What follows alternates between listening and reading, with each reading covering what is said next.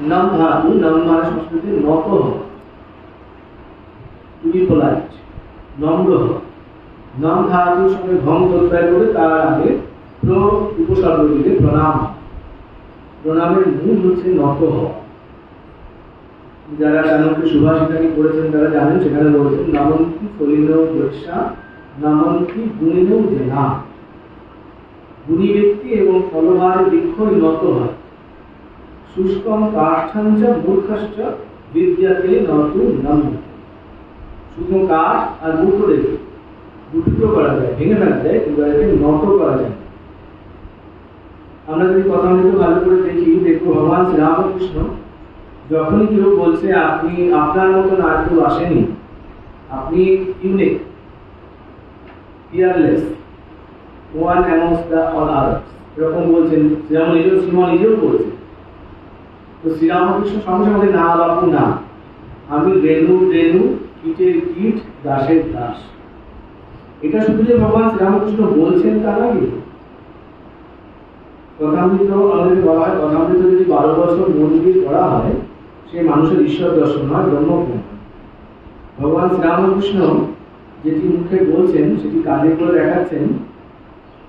আপনারা জানেন যে ঘটনাক্রমগুলোকে যখন আমরা বিচার করছি দেখতে পাচ্ছি 1855 সালের স্নান যাত্রার দিনকে যখন রাসমণির বাগান বলতে লোকে, রাসমণির বাগান বা জানবাজারের বাবুদের বাগান, তখনও দক্ষিণেশ্বরের কালী মন্দিরের নাম হয়নি। সেই জানবাজারের বাবুদের বাগানে মন্দির প্রতিষ্ঠা হয়েছে। শ্রীরামকৃষ্ণ কিন্তু সেই মন্দিরের যে বিপুল অন্ন সেই গ্রহণ করতেন। তিনি গঙ্গার গর্ভে, তাও বিধান দিচ্ছেন গিয়ে তার দাদা স্বয়ং রামেশ্বর চট্টোপাধ্যায়, রামকুমার চট্টোপাধ্যায়, তিনি বিধান দিচ্ছেন। সেই বিধান অনুসারে তিনি যেহেতু দাদাকে পিতার মতন শ্রদ্ধা করতেন, বাবার মতন মান্য করতেন, সেই জন্য দাদা যেটা বলছেন সেটা মানছেন। দাদা বলছেন ঠিক আছে, ওকে কালীবাড়ির অন্নপ্রসাদ খেতে হবে, গঙ্গা গর্ভে রান্না করে রাখ। গঙ্গা গর্ভ মানে হচ্ছে যখন ভাটার সময় থাকে, যেখান থেকে গঙ্গার জল নেমে যায়, সেই কাদার মধ্যে গর্ত করে তার মধ্যে আট দিয়ে জাল দিয়ে ভাত রান্না করা। সেটা আবার জোয়ারে আগে করতে হয়, নাহলে জোয়ারে সব ভাসিয়ে। এই গঙ্গা গর্ভে রান্না করে খেলে খাদ্যের যে দোষ আছে, ত্রিদোষ থাকে খাবারে, সেটা লাগে না। আমার সঙ্গে অনেকেই গেছে, গৌতম গেছে, বহুবার দেখেছে। আমি কোথাও গিয়ে প্রসাদ পর্যন্ত গ্রহণ করি না। তার কারণ হচ্ছে আমাদের এটাই যে ভগবান শ্রীরামকৃষ্ণ শিখিয়েছেন যতদিন আমরা প্রবর্তক আছি, আমরা একটু শীঘ্র মহাপুরুষ তো হইনি, খুব সাধারণ নিম্ন স্তরের সাধারণ, যতদিন সেইটা আছি ততদিন আমাদেরকে কিছু নিয়ম নিষ্ঠা মানতে হবে, চারা গাছকে বেড়া দিতে হবে। সেই জন্যই আমরা এই নিয়ম নিষ্ঠাকে রাখার চেষ্টা করি। অনেকে অসন্তুষ্ট হন যে আমরা কেন কোথাও প্রসাদ নিই না। এই জন্য নিই না যে আমাদের মন খুব চঞ্চল, সবসময় নির্দেশ থাকে। কেন পরিষদ বলে কি পরিষদ আছে, সেখানে শুরুতেই বলা হচ্ছে করাঞ্চি খাওয়ানি যাচ্ছে না, অর্থাৎ ইন্দ্রিয়ের গুণই হচ্ছে ইন্দ্রিয়ের দিকে টেনে নেওয়া। আমাদের সেই ইন্দ্রিয়গুলো উপর তুলতে হবে। সেইটির জন্য শ্রীরামকৃষ্ণ আমাদেরকে দেখাচ্ছেন ধাপে ধাপে কি করে তার প্রণাম অস্ত্র তিনি ব্যবহার করছেন। তো কালীবাড়িতে যখন গঙ্গা গর্ভে রান্না করে খাচ্ছেন কিছুদিন, তারপরে সেটি উঠিয়ে দিল, দিয়ে কালীবাড়ির অন্নপ্রসাদ দিচ্ছেন আর কাঁদছেন। কেন কাঁদছেন? শ্রীরামকৃষ্ণের পিতা ক্ষুদিরাম চট্টোপাধ্যায়ের গভীর নিষ্ঠা ছিল, যার জন্য তিনি যখন ওই পুকুরে স্নান করতে যেতেন তখন দুপাশের লোকেরা সরে দাঁড়াতো, খড়ম পায়ে দিয়ে খটখট করে গিয়ে সরে দাঁড়াতো, ওই ঠাকুর যে মশাই যাচ্ছেন। তখন তো চ্যাটার্জি, তখন তো পূজারী হননি, ওই ভট্টাচার্য হননি। পূজারী হলো তখন পূজারী বা দীক্ষা দিলে তখন ভট্টাচার্য উপাধি হয়, কিন্তু এটা উপাধি, এটা পদবী না। পদবী হলে চ্যাটার্জি বা ব্যানার্জি বা মুখার্জি। যাই হোক, এটা অশুদ্ধ জারি ছিলেন, অর্থাৎ উনি তো মানে অব্রাহ্মণের হাতে কিছু গ্রহণ পর্যন্ত করতেন না, পুজো পাঠ দূরের কথা। পুজো করে যে ব্রাহ্মণরা অর্থ উপার্জন করে তাদেরকে দেবতৃপ্তির ব্রাহ্মণ বলে। 4টি ক্রিয়া আছে, যে 4টি ক্রিয়াকে শাস্ত্রে ঘোরতর পাপ বলা হয়েছে। তার মধ্যে একটি হচ্ছে পূজা করে অর্থ গ্রহণ, একটি হচ্ছে ঈশ্বরের নাম বিতরণ করে অর্থ গ্রহণ, অর্থাৎ প্রফেশনাল গুরুগিরি। গুরুরা অনেক দাম শুদ্ধ শিষ্য করে রেখেছেন, বছরে শিষ্য বাড়ি একবার করে যান, মোটামুটি 1 মাসে খাবার দাবার নিয়ে আসেন। এই ধরনের কাজগুলিকে শাস্ত্র হিন্দুদের সাধুরা বলেন পাখান্ডি। অর্থাৎ তারপরে এরকম আছে যে নাম দিয়ে বেড়াচ্ছেন, ওই নাম সংকীর্তন করছেন অনেক আছে, এবং সেই নামের বদলে তারা অর্থ উপার্জন করছে। যে বড় বড় যারা কথাবাচক আছেন, যে যারা বিভিন্ন অনুষ্ঠান করেন, কি সব বাবারা আছেন, যে কি যেন নাম মনে করছে না, দেবকীনন্দন ঠাকুরজি একজন আছেন, বৃন্দাবনের সব বড় বড় বাবাজিরা আছেন, তাদেরকে কারো কোটি টাকা একবার অনুষ্ঠানে এরকম। তো ভগবানের নামকে বিক্রি করা যায় না। যে মহাপ্রভু শ্রীচৈতন্য চৈতন্যকে পরিষ্কার বলছেন যে ভগবানের নাম বিক্রি করে যে নিজের পেট পালন করছে সে পাপ ভক্ত, সেটা আলাদা ঘটনা। যাই হোক, শ্রীরামকৃষ্ণের সেই আক্ষেপটা ছিল, সেইখান থেকে শ্রীরামকৃষ্ণ এমন জায়গায় উঠে আসছে যেইখানেতে শ্রীরামকৃষ্ণ কি করেছেন, মন্দিরের কাঙালিরা কিনে গেছে, কাঙালি মানে তাদের তো জাতের ঠিক নেই, কে কি, কে হয়তো দুশ্চরিত্র, কে হয়তো মাতাল, কে হয়তো লম্পট, কে কি, ঠাকুর তাদের একটু বাঁকা মাথায় করে ফেলছে। দক্ষিণেশ্বরের মন্দিরে যে জমাদার ছিল রসিক মেথর, ঠাকুর তার পায়খানার ড্রেন নিজের মাথায় বড় জটা ছিল, সেই জটার চুল দিয়ে ধুয়ে দিচ্ছেন। কেন? ওই নত হওয়া, যেটা বললাম প্রণাম শব্দটার মধ্যে নত হওয়া ব্যাপারটা আছে। মন সবাই দাঁড়িয়ে থাকলে আমি মাঝে মধ্যে দেখি সাইকেলে করে আমার বয়সী ছেলেরা যাচ্ছে, ভদ্রলোকেরা যাচ্ছেন, মহিলারা টোটোয় যাচ্ছে, মন্দিরের দিকে এরকম করে প্রণাম করছে। হ্যাঁ, এটি সর্বথা পরিত্যাজ্য, বারবার করে বলা হয়। এই আঙুলটি গর্জনটি আমরা কোনোদিন তাচ্ছিল্যে প্রয়োগ করি। যখন ছোট কেউ হীন কাউকে আমরা শাসন করছি, এই কাজটা এরকম ভাবে করবি না, তাকে বারণ করেছি, এই তর্জনী আমরা ব্যবহার করি হীনার্থে, কাউকে ছোট করার জন্য। সেই তর্জনীটা কপালে ঠেকাচ্ছি, অর্থাৎ ঠাকুর তোমার 14 পুরুষ ধন্য, আমি তোমার নমস্কার দিলাম, আমি দিচ্ছি নমস্কার। সেই প্রণাম শ্রীরামকৃষ্ণ ঠকঠকে প্রণাম। এই প্রণাম করা চেয়ে না করা। মন্দিরের দরজা নিচু হতো কেন না, যাতে আমরা মাথা নিচু করে ঢুকতে পারি। এখন দরজা অনেক উঁচু, সবাই ঢুকছেন বুক চিতিয়ে, মন্দিরে ঢুকছেন আর রেস্টুরেন্টে ঢুকছেন একই ব্যাপার। এবং ঠাকুরের সামনে গিয়েও নত হওয়া খুব কষ্ট। হ্যাঁ, এইগুলো আমি বলছি যে এখানে যদি একটা 2 টাকার নোটে 500 টাকার নোট করে থাকে, হাঁটুর ব্যথা কিন্তু মানুষ ভুলে যাবে। আমি 500 টাকার নোটটা খোলাতে নিচু হবে, কিন্তু শ্রীরামকৃষ্ণের সামনে গিয়ে নিচু আসবে এবং কোমরে বলতো ব্যথা, ঠাকুর আমি হাত রঙই করছি। এইটাকে শ্রীরামকৃষ্ণ শেখাচ্ছেন। তো নত হয়। গিরিশ ঘোষ যাচ্ছেন, তোমরা জানো যে যখন বাগবাজারে ঠাকুর যেতেন, নানা রকম ব্যঙ্গাত্মক কথাবার্তা লোকে বলতো। শ্রীরামকৃষ্ণকে বলতো দ্য গ্রেট গুস, পরমহংসকে ব্যঙ্গ করে বলতো দ্য গ্রেট গুস। আবার বলছে পরমহংসের পল্টন, ওই যে পরমহংসের পল্টন যাচ্ছে। তারাই আবার শ্রীরামকৃষ্ণ যখন গান গাইছেন বাগবাজারে বলরাম ঘোষের বাড়িতে বা গিরিশ ঘোষের বাড়িতে কখনো বসে, তারাই বলা বলি করছে, এটা আমি কোট আনকোটে বলছি, মহেন্দ্রনাথ দত্ত স্বামীজির ভাই, তার লেখা একটি বই আছে শ্রীরামকৃষ্ণ অনুধ্যান। তিনি শ্রীরামকৃষ্ণকে খুব কাছ থেকে দেখেছিলেন 17-18 বছর বয়সে। এরা সব বন্ধু ছিলেন, ব্রহ্মানন্দজি, সাবরানন্দজি, স্বামীজির ভাইয়েরা সব একসঙ্গে বন্ধু ছিলেন, এক গ্রুপের ছেলে। ওর লেখাতে আছে প্রত্যক্ষদর্শী বিবরণ, যে বলছেন যে কি মা ডাকে রে পরমহংস, দক্ষিণেশ্বরের পরমহংস, বুকের ভিতর কর করে ঢুকে যায়। এবং একবার কোনো জায়গাতে ভগবান শ্রীরামকৃষ্ণ একদিন 8 ঘন্টা কাটিয়ে গেলে সেই পাড়াটা সেইভাবে জমজম করতে অন্তত 3 দিন। শ্রীরামকৃষ্ণের কথা ছাড়া কেউ বলতো না, শ্রীরামকৃষ্ণের ভাব ছাড়া কেউ ভাবতো না। এটি মহা অবতার যখন আসেন এটি ভাব। এই প্রণত মানুষটি এরকম নয় যে এসে সবাইকে তুমি এই করেছো, তুমি তাই করেছো বলছে। গিরিশ ঘোষ রাস্তা দিয়ে যাচ্ছেন, রকে বসে আছেন, ঠাকুর রাস্তা দিয়ে যাচ্ছেন, গিরিশ ঘোষ চেনেন না শ্রীরামকৃষ্ণকে। শ্রীরামকৃষ্ণ কিন্তু গিরিশ ঘোষকে দেখে আগে হাত জোর করে নমস্কার করছে। ভদ্রতার সাথে গিরিশ ঘোষ কি করলেন, একটা নমস্কার দিলেন, ঠকঠকে প্রণাম। ঠাকুর আবার নিচুয়ে প্রণাম করছে এবং শেষ পর্যন্ত দেখা গেল ঠাকুর একটা প্রণামে জিতে থাকলেন, এগিয়ে থাকলেন। গিরিশ ঘোষ সেই জন্য বলছেন শ্রীরামকৃষ্ণের এবার প্রণাম অস্ত্র। আমরা কি করি, নিজে আমি সবসময় উঁচু বড়, তুমি নিচুতে থাকো, হীন, সুপিরিয়রিটি কমপ্লেক্সে ভুগি। শ্রীরামকৃষ্ণ সেই জন্য সেই সবার সুপিরিয়র বলে উনি বলছেন আমি সবার থেকে নিচে, আমি সবার হীন, আমি দাসান দাস কীটাণু কীট। এবং বলছেন না, সেটা কাজে পরিণত করছেন। মেথরের বাড়ির ট্রেন নিজের মাথার চুল দিয়ে, অশুদ্ধ জাতি ব্রাহ্মণের ছেলে, তিনি কারো হাতে অন্ন খেতেন, তিনি নিজের মাথার চুল দিয়ে মেথরের বাড়ির ট্রেন পরিষ্কার করছেন। আমরা একটু কল্পনা করতে পারবো। আমাদের নিজেদের বাড়ি আমাদের মহারাজ ছিলেন, উনি বলতেন, উনি যে আশ্রমে থাকতেন সেই আশ্রমের সত্যাত্মানন্দজি গৌতম চেনে, অশোকদা বলে নরেন্দ্রপুর রামকৃষ্ণ মিশনের 25 বছরের হেডমাস্টার ছিলেন। 25 বছর বাদে তাকে পুরুলিয়া পাঠানো হলো, তিনি এদিকে চলে গেলেন। উনি যখন নরেন্দ্রপুরে রয়েছেন, আমার সঙ্গে তো দেখা আমি সকলে, নরেন্দ্রপুরে যখন রয়েছেন, রাস্তার মালিক ঝাঁট দিয়ে গেছে, একটা গাছের পাতা পড়লো, উনি সেই পাতাটা তুলে নিয়ে ডাস্টবিনে ফেলছেন। এমন নয় আমি হলে কি করবো, মালিকে ডাকবো, ভাই এখানে পাতা পড়েছে, ঝাঁট দিয়ে যাবে। লোকেরা জুতো খুলে গেছে ঠাকুরের মন্দিরে প্রণাম করতে, উনি হাত দিয়ে জুতোগুলোকে সব সমান করে এক জায়গায় সাজিয়ে রাখছে। এটা হচ্ছে প্রণত হওয়া। এই প্রণত হওয়ার টাইম হচ্ছে রামকৃষ্ণের প্রণাম। আমরা যদি অন্তর থেকে প্রণত না হতে পারি, তাহলে আমরা রামকৃষ্ণের আদর্শ কিছু গ্রহণ করতে পারি। বৈষ্ণবদের মধ্যে দেখবে খুব সুন্দর আছে, বৈষ্ণবরা সকলে সকলকে প্রণাম করে। এটা কিন্তু মহাপ্রভুর শিক্ষা, যে নত হওয়া।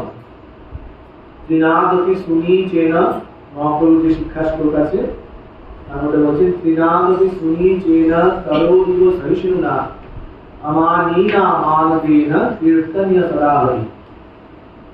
তার প্রথম অংশটুকু নিয়ে আমরা আলোচনা করছি। ত্রিনাদতি শুনি চেনা, ঘাসের মতো, ঘাস একদম নিচে থাকে, ওই জন্য বড় বড় গাছ যখন দাবান হলে পুরো ছাড়খাড় হয়ে যায়, ঘাসের কিছু।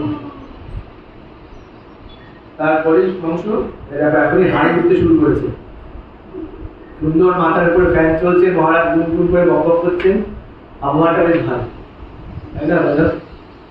পিঠে পেছনে তো বালিশ পেলে আরো ভালো হয়। আমাদের ইয়েতে ছিল ধ্যান ঘর, কোয়েম্বাটুর রামকৃষ্ণ মিশনে প্রচন্ড গরম পড়ে, সারা বছর প্রায় গরম। সেখানে একটা ধ্যান ঘর ছিল, সেই ধ্যান ঘরে বিরাট বিরাট সিলিং ফ্যান নিচ পর্যন্ত ঝুলত, আর এত সুন্দর চারপাশে গাছপালা দিয়ে করা যাতে কোনোদিকে রোদ না ঢোকে। তো সব ছেলেদেরকে, কলেজের ছেলে, স্কুলের ছেলে, সবাইকে ধ্যান শেখানোর জন্য, মেডিটেশনের জন্য ভোরবেলায় 4টের সময় উঠিয়ে ধ্যান ঘরে বসানো হতো। ঠাকুরের ফটোর সামনে একটা ডিম লাইট জ্বলতো, আর সব অন্ধকার। সেইখানে ছেলেরা বসে, সব স্বামীজিরা সবাই পিছনে বসতেন, ছেলেরা বসে দেখা যেত ধ্যান তো এরকম হচ্ছে, এর ঘুমে ওর পিঠে ঢুলে পড়ছে, ও কাত হয়ে যাচ্ছে, আর কাউকে কাউকে মহারাজরা বলতেন যে বিছানা বালিশ দেবো, বাইরে শুবি। এত সুন্দর পরিবেশটা ঘুমের পক্ষে খুব উপযুক্ত। আমি বেশি বিরক্ত করবো না। তো আরেকটা অংশ বলি, সেটা হচ্ছে পূজা আর প্রণাম। রামকৃষ্ণ কেন বলছেন যে পূজা আর প্রণামের কথা, সেখানে ওই একটাই মূল কথা আসে যে নত হওয়া, নত হওয়া। পূজার মধ্যে, পূজাকে সংস্কৃত ভাষা বলে ইচ্ছা, সংস্কৃত ভাষায় ইচ্ছা, ইচ্ছা মানে পূজা। ইচ্ছা কথাটা মনে হচ্ছে নিজেকে ভুলে যাওয়া। ধরো আমরা কি করছি, এই যে পূজার আমাদের যে জিনিসপত্র, আমরা চন্দন বাড়ছি, ফুলের মালাটা গাচ্ছি, ফুল বাঁচছি, পচা ফুল আলাদা করছি, ভালো ফুল রাখছি, তুলসী রাখছি, বেছে যে তুলসীগুলো গোঠা নেই সেগুলো ফেলে দিচ্ছি, বেলপাতা যে বেলপাতা চক্র নেই সেগুলো রাখছি। এই যে কাজগুলো আমরা করছি, এর কোনো দিকে কোনো ভগবানের প্রয়োজন নেই। তুমি বেলপাতা দিলেও কাজ যা হবে, বেলপাতা না দিলেও তাই হবে। এগুলো করছি কেন? করছি আমার নিজের জন্য। দেখো সারাদিন আমরা যে কাজটা করি, মোটামুটি মনটা সেই কাজে রাখি। যখন অফিসে কাজ করছি, অফিসের ফাইলে গোলমাল হলে কিন্তু বড়বাবু বকা খেতে হবে, যারা অফিসে কাজ করেন। স্কুলে খাতা দেখতে গোলমাল হলে হেডমিস্ট্রেস রাখা হবে। অর্থাৎ আমাদের সকলেরই একটা ভয় থাকে, মাথার উপরে যিনি আছেন তিনি আমাকে শাসন করবেন। সেই জন্য আমরা সবসময় সচেতন থাকি। শুধু পূজা বা এই ধরনের আধ্যাত্মিক কাজগুলোতে আমাদের মাথার উপরেও থাকে, যা করছি নিজে করছি। কালকে একজন আমাকে জিজ্ঞাসা করছে কোন শাস্ত্রে আছে যে শিবের চতুর্দশী শিবরাত্রিতে জল ঢালতে গেলে উপোস থাকতে হয়। এটা আজকাল না মানুষের একটা চালাকি হয়ে গিয়েছে, আমি জানি না কিছু, অথচ লোককে চ্যালেঞ্জ করলো কোন শাস্ত্রে আছে। যখন বললাম যে দেখো এই শাস্ত্রে এতগুলো পুরাণেতে এতগুলো জায়গায় যেখানে শিবরাত্রির কথা আছে, সেখানে নির্জল উপবাসের গুরুত্ব আছে। বারবার করে নির্জল উপবাসে কথা বলে শিবরাত্রিতে, তখন চুপ করে আছে, তখন একদম সেই দিন ঠিক হয়ে অবস্থা। জানো না তাহলে শোনো, শেখো। কোন শাস্ত্রে আছে ভগবান উপবাস করতে বলেছে না? তুমি বলবে না এটা কথা, কিন্তু তোমাকে দেখে আসলে বুঝছি যারা করছে তাদের করতে দাও। কোন শাস্ত্রে আছে বলে বলেছে? অথচ শিবরাত্রি বা এই যে একাদশীর মহিমা, এতে কিন্তু উপবাসের কথাই বলা হচ্ছে। যাই হোক, তো এই যে পূজাটার উদ্দেশ্যই হচ্ছে এটা, যে কাজটা করছো সেই কাজটা করো ভগবান প্রেতার্থে। তস্মিন তুষ্টে জগৎ তুষ্ট প্রেরিতে প্রেরিতম জগৎ। তোমাকে তুষ্ট করতে পারে জগৎ তুষ্ট হয়। সেই জন্যই আমি চন্দনটা যখন ঘষছি তখন মনে মনে ভাবছি যে এই চন্দনটা ব্রহ্মানন্দজি একজন সেবক বেলুর মঠেতে চন্দন বাড়ছে, ব্রহ্মানন্দজি পিছনে হাত দিয়ে, মোটা মানুষ তো পিছনে হাত দিয়ে দাঁড়িয়ে দাঁড়িয়ে দেখছে। সেই চন্দনটা বাটার পরে উনি বলছেন চন্দনের মধ্যে যদি বালির দানার মতো খিঁচ থাকে সেই চন্দনের দেবতা কষ্ট হয়। চন্দন হবে মাখনের মতো। আর আমরা চন্দন বানাই, আমার বাড়িতেও অনেকে বানাই, সবার বাড়িতে বানায়, লাল চন্দন বানাচ্ছে কফির মতো জল। সেই চন্দনের দেবতার উপাসনা হয়, কারণ তাকে তো ওইটা তাড়াতাড়ি শেষ করে সিরিয়ালটা দেখতে হবে, কোন সিরিয়ালে দেখি গোলমাল হয়ে গেল। সেই জন্য এই পূজাগুলো সার্থক হচ্ছে না। সেই জন্য শ্রীরামকৃষ্ণ সহজ উপায় দিলেন, বললেন পূজা যদি না করতে পারো প্রণত হও, প্রণাম করো, একবার অন্তত ভগবানের কাছে সমর্পণ করো যে আমি যা কিছু চালাকি করেছি, যা কিছু ঠকিয়েছি নিজেকে, সেগুলো তো তুমি জানো। সেই ঠকানোগুলোকে আমি ধরতে পারি, আত্মবিচার করতে পারি, আমি নিজেকে বুঝতে পারি যে আমি ভুল করছি। আমরা কিন্তু অন্যদের ভুলগুলো খুব ভালো ধরতে পারি, কিন্তু কথায় বলে আমরা যখন অন্যকে এক আঙুল দিয়ে দেখাই তোর এটা ভুল, তখন 3টে আঙুল আমার নিচের দিকে ঘুরে আছে। অর্থাৎ ও যা দোষ করছে তার 3 গুণ আমি নিজে করছি। আমি ওকে বলছি এই তোর দোষ, তখন আমার 3টে আঙুল আমার দিকে আছে।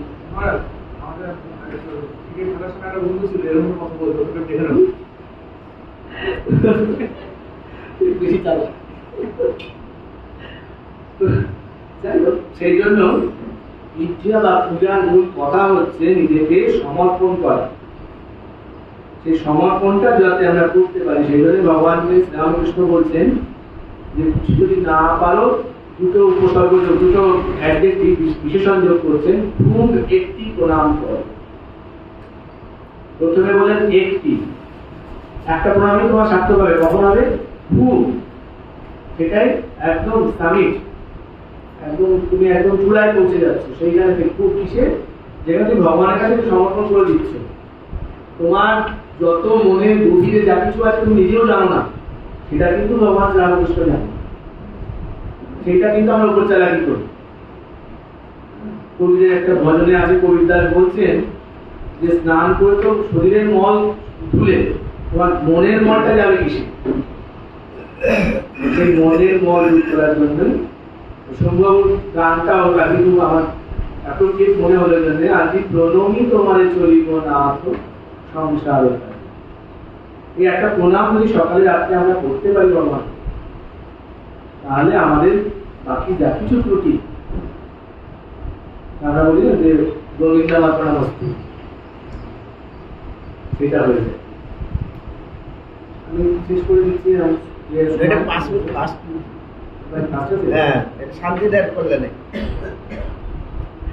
এমনিতেই আমরা মোটামুটি জন্মেছি মানেই হচ্ছে মরদের দিকে এগিয়ে যাচ্ছি। আর উনি কি চাইছি তাড়াতাড়ি করে মুক্তিধামের দিক তাড়াতাড়ি। জন্মদিনেতে মোমবাতি জ্বালবে, মোমবাতিটা পুড়িয়ে নেভাচ্ছে। আমাদের হিন্দুদের ছিল বিয়ের প্রদীপ জেলে রাখবে যাতে আয়ুটা বাড়ে, আর খ্রিস্টানদের হচ্ছে মোমটা পুড়িয়ে নিবাচ্ছে, মানে বাবাকে তাড়াতাড়ি। ওদের যা কিছু হচ্ছে সব যাওয়ার জন্য, দিয়ে তারপরে কবরের উপরে ফুল দিয়ে তখন ফুল কাঁচা মোম হলে তো কথা নেই, দিয়ে বাড়িয়ে দিতে। তারপরে আমাদের ছিল যে কোন মাছ, জিওল মাছ জলে ছাড়তে হয়, অর্থাৎ আমি ভালো থাকবো, আমার সঙ্গে সকলে ভালো থাকবে। सर्वे सुखिनः सन्तु सर्वे भवन्तु निरामया सर्वे भद्राणि पश्यन्तु मा कश्चित् दुःखभाग् भवेत्। এটা হিন্দু ধর্মের মূল কথা। আমি শুধু ভালো থাকবো না, আমার চারপাশে যারা সবাই সেটাকে আমরা বিয়ের দিনকে বিবাহের জন্মদিনে কি করছে, ক্যাটার ডেকে মাংসের 3 পদ, মাছের 4 পদ কি করা হচ্ছে? বাড়ি গিয়ে শুয়ে সকালে উঠতে না, বাড়ি বসে আসতে হবে।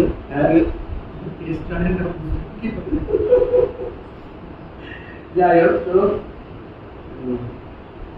পূজার এটা হচ্ছে কথাটা হচ্ছে প্রণত হওয়া ভগবানের কাছে সমর্পণ করা নিজেকে। ভগবান বলছেন না যে তুমি কাজকর্ম ছেড়ে দাও, চাকরি বাকরি ছেড়ে দাও, রান্না বান্না ছেড়ে দাও, সংসার ছেড়ে দাও। বললাম যে মহাভারতের খুব সুন্দর ইয়ে আছে, পাণ্ডব গীতা বলে অনেকগুলো গীতা আছে মহাভারতে। একটা